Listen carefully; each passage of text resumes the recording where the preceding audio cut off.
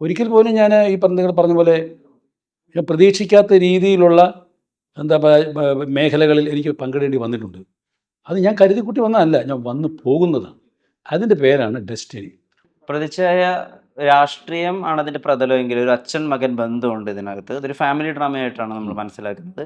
പക്ഷേ എങ്കിൽ പോലും ഇപ്പോൾ സാറൊരു നേതാവൊക്കെ വരുന്ന സമയത്ത് ഇപ്പോൾ നയൻ വ്യക്തമാക്കുന്നതിലൊക്കെ നമുക്ക് കൊണ്ടുവന്നൊരു പൊളിറ്റിക്കൽ കോൺഷ്യസ്നെസ് ഉണ്ട്.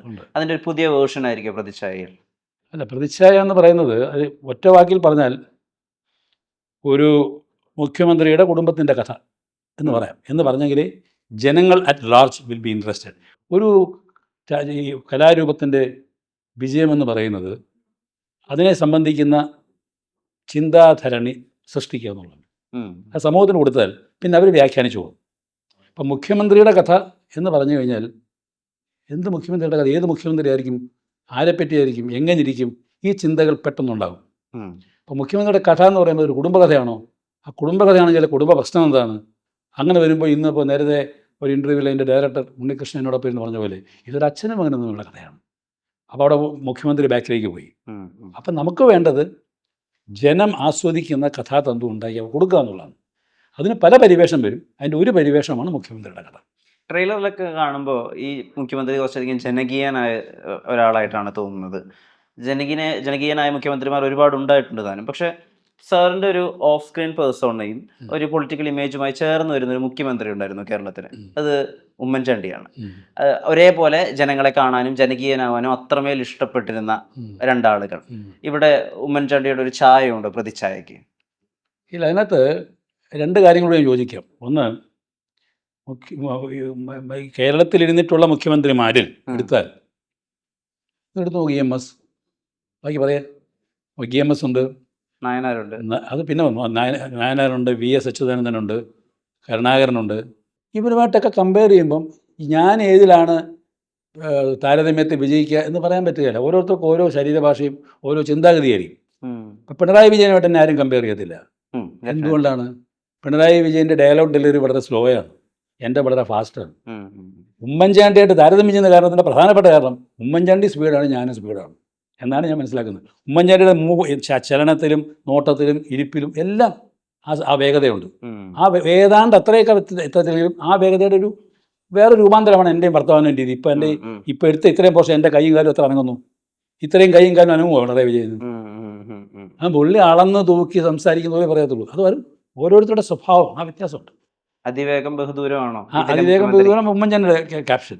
ഇതിലെ മുഖ്യമന്ത്രി അതിവേഗം ബഹുദൂരമാണോ? അല്ല, ഞാനത് എൻ്റെ ഈ ഡയറക്ടർ അതിനോട് പ്രത്യേകം പറഞ്ഞിരുന്നു. ഒരു രീതിയിലും ആൾക്കാരിങ്ങനെ പറയുന്നെങ്കിലും ഉമ്മൻചാണ്ടിയുടെ ഒരു ഹാങ് ഓവർ ഒന്നും മനസ്സിൽ വെക്കേണ്ട, you can do as your own.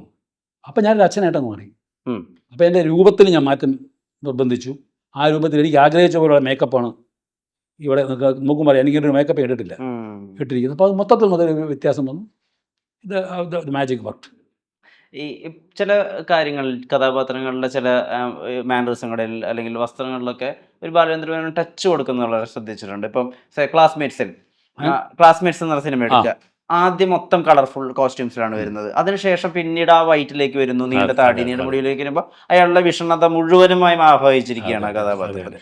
ഇങ്ങനെയുള്ള ചില ട്വീക്സ് അല്ലെങ്കിൽ ഇങ്ങനെയുള്ള ചില ഹാക്സ് അതെങ്ങനെയാ കിട്ടുന്നത്? അല്ല, നിങ്ങൾ ചോദിച്ചുകൊണ്ട് ഞാൻ പറയാം. ഞാൻ ക്ലാസ്മേറ്റ്സിൽ അഭിനയിക്കുമ്പോൾ ലാൽ ജോസ് അല്ലേ അഭിനയിച്ചപ്പോൾ ആദ്യം ഈ കഥാപാത്രത്തിൻ്റെ ഫസ്റ്റ് ഡേ അഭിനയിക്കാനായിട്ട് ഞാൻ പോയി കഴിഞ്ഞപ്പോൾ തന്നെ ഞാൻ ലാൽ ജോസ് സംസാരിച്ചപ്പോൾ ആ ചർച്ചയിലിടയിൽ വന്ന ഒരു സംഗതിയാണ്. ഞാൻ ആദ്യം കാണിച്ച മേക്കപ്പ് ഉണ്ടല്ലോ, ആദ്യത്തെ ആ മുടിയൊക്കെ വളർത്തിയത്, ലാൽ ജോസിന് അല്പം സംശയം ഉണ്ടായി അതൊരു കോമാളി ക്യാരക്ടറായി പോകുന്നു. കാരണം പുള്ളിയുടെ കയ്യിലുള്ള അയലിലുള്ള ട്രാജിക് സ്റ്റോറിയാണ്, അവിടെ മകൻ മരിച്ചു പോകാണല്ലോ. അപ്പോൾ അതിലേക്ക് വരുമ്പോഴേക്കും ഇത് മിസ്ഫെയർ ചെയ്യുമെന്നൊരു ഭയം വന്നു.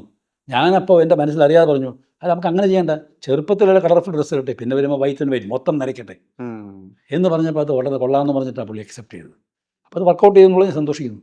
ജീവിതത്തിൽ എടുത്ത് നോക്കുകയാണെങ്കിൽ പല നേട്ടങ്ങളിലൂടെ കടന്നു പോയിട്ടുണ്ടെങ്കിലും ഇപ്പോൾ പേഴ്സണലി എനിക്ക് കുറച്ചുകൂടി റിലേറ്റ് ആകാൻ തോന്നിയിട്ടുള്ളത് ഇപ്പോൾ സാർ മാത്രമാണ് സ്ക്രീനിൽ അച്ഛൻ മകൻ ബന്ധത്തിലെ ഏറ്റവും റിയലിസ്റ്റിക് ആയിട്ടുള്ള ഏറ്റവും ട്രോമാറ്റിക് ആയിട്ടുള്ള ഒരു സീക്വൻസ് ചെയ്തിട്ടുള്ളത്. അത് കൃഷ്ണ ഗോപാലകൃഷ്ണയിലാണ്.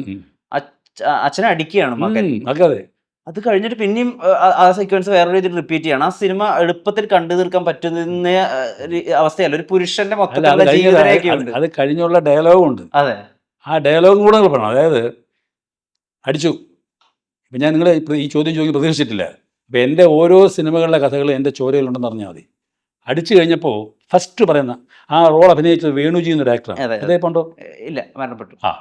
അദ്ദേഹം പറഞ്ഞൊരു ഡയലോഗാണ്, നീ തല്ലിയല്ലേ, അച്ഛനെ തല്ലിയല്ലേ, പേടിക്കണ്ട, പലിശയടക്കം കിട്ടും. കാരണം പുള്ളി പലിശയ്ക്ക് പണം കൊടുക്കുന്ന ആളാണ്. അതെ, അതുപോലെ കിട്ടുകയും ചെയ്യുന്നുണ്ട്.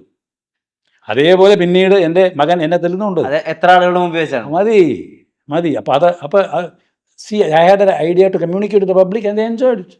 എവിടുന്നാണ് ഈ തീക്ഷ്ണത കിട്ടുന്നത്? ഇപ്പം നമ്മൾ അറിഞ്ഞിട്ടുള്ള ബാലചന്ദ്രൻ മേനോന്റെ ജീവിതത്തിലൊന്നും ഇത്രയൊന്നും അച്ഛൻ മകൻ ഒരു കോൺഫ്ലിക്റ്റ് ഉണ്ടെന്നറിയാം, അത് ഇങ്ങനെയൊന്നും കണ്ടിട്ടില്ല. ആ ദർശനങ്ങൾ എവിടെ നിന്ന് കിട്ടും? അത് നമ്മളെ പ്രേരിപ്പിക്കുന്ന നമ്മുടെ സമൂഹമാണ്. നമ്മുടെ സമൂഹം എന്ന് പറഞ്ഞു കഴിഞ്ഞാൽ നമുക്ക് ചുറ്റുമുള്ള ലോകമാണ്. എന്നെ സംബന്ധിച്ച് every moment is creative for me. ഞാൻ ഇവിടെ ഇരിക്കുമ്പോൾ എൻ്റെ കണ്ണുകൾ മൊത്തം പോകുന്ന ഇവിടേക്കാണ്. അപ്പോൾ ഇത് ഏതെങ്കിലും ഒരു സംഗതി എന്നെ ബാധിക്കും. അത് നിങ്ങളറിയത്തില്ല. അത് കൊണ്ട് നടക്കും ഞാൻ. അത് കൊണ്ട് നടന്ന് maybe after 5 years it will come again. അതാണ് എൻ്റെ രീതി. എനിക്കിത് ഒബ്സർവ് ചെയ്യാൻ. അപ്പോൾ ഞാൻ പലയിടത്തും പറയാറുണ്ട്, ഞാൻ അധികം പുസ്തകം വായിക്കാറില്ല, നന്നായിട്ട് ഞാൻ വായി നോക്കുമെന്ന് പറയും. വാനോട്ടമാണ് എൻ്റെ ഗുരു. അപ്പോൾ പിന്നീട് ഞാൻ സ്കൂളിൽ പഠിച്ചിരുന്നപ്പോൾ എൻ്റെ മാതാപിതാക്കൾ ചോദിച്ചു, എന്തൊന്നാണ് ഈ വായും വളർന്ന് ചെയ്യുന്നത്? ഓടുന്ന ട്രെയിനും പറക്കുന്ന വിമാനമൊക്കെ എനിക്ക് അത്ഭുതമാണ്. അത് കഴിഞ്ഞ് കോളേജിൽ പോയി കഴിഞ്ഞാൽ എൻ്റെ ഫ്രണ്ട്സ് ചോദിച്ചു, അന്ന് പോകാൻ തോന്നുന്നു നോക്കിക്കൊണ്ടിരിക്കുന്നത്. I think that there is something for me in my surroundings. അത് കണ്ടെത്തണം. കല്യാണം കഴിച്ചു ഭാര്യയും ചോദിച്ചു പറയും, എന്തൊരു വാനോട്ടമായിരുന്നു, എന്തൊക്കെയാണ് അറിയേണ്ടത്. എനിക്കിന്നും രാവിലെ 2-3 ന്യൂസ് പത്രങ്ങൾ വായിക്കാതെ എനിക്ക് ഉറങ്ങാൻ പറ്റില്ല.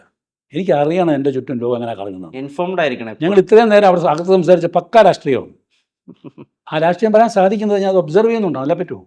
അവിടെ കാശ് മാത്രം ഉണ്ടാക്കാമെന്ന് പറഞ്ഞിരുന്നാൽ ഇതൊന്നും ഉണ്ടാക്കാൻ പറ്റില്ല. കോളേജ് കാലഘട്ടത്തിൽ ഒരു SFI സഹയാത്രികനായിരുന്നു. അതിനുശേഷം എവിടെയും ഒരു ഇടത് ചായ്വോ വലത് ചായ്വോ ഇല്ല.